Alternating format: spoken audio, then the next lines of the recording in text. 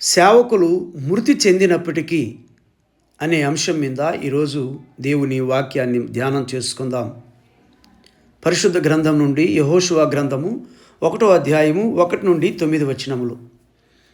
మనుషులు మరణించడం సహజం, సేవకులు కూడా మరణిస్తారు. ఇశ్రాయేలు ప్రజలను నడిపించిన మోషే మరణించాడు. యెహోషువ గ్రంథ ప్రారంభం యెహోవా సేవకుడైన మోషే మృతి నొందిన తరువాత అనే పదముతో ప్రారంభమైంది. సేవకులు మరణించినప్పటికీ దేవుని కార్యములు ఆగవు. సేవకులు మృతి చెందినప్పటికీ దేవుని పరిచర్య ఆగిపోదు.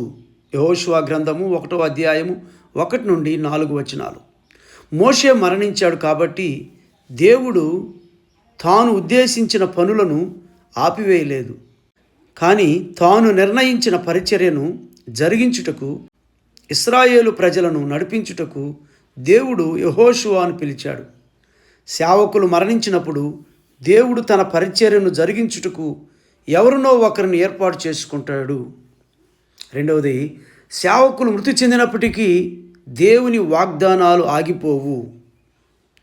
యెహోషువ గ్రంథము 1వ అధ్యాయము 5వ వచనం నుండి 9వ వచనం వరకు. మోషే మరణించాడు, కానీ దేవుని వాగ్దానాలు మాత్రం ఆగిపోలేదు.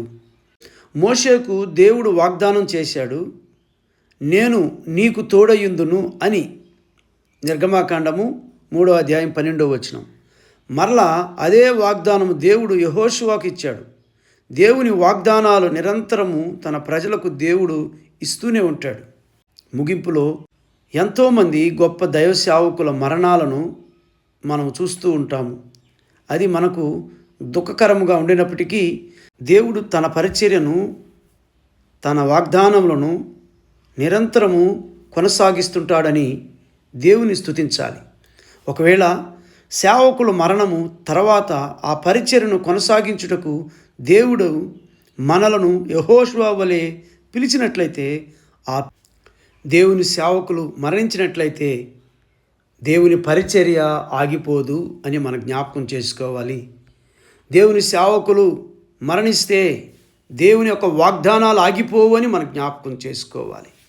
దేవుడు తరువాత యెహోషువ వలె తన పరిచర్యను మనను పిలిచినట్లయితే, ఆ పిలుపులో యెహోషువ వలె మనలను సేవకు పిలిచినట్లయితే ఆ పిలుపుకు లోబడి ముందుకు పరిచర్యలో కొనసాగాలని ప్రభు పేరిట తెలియపరుస్తూ ఉన్నాను.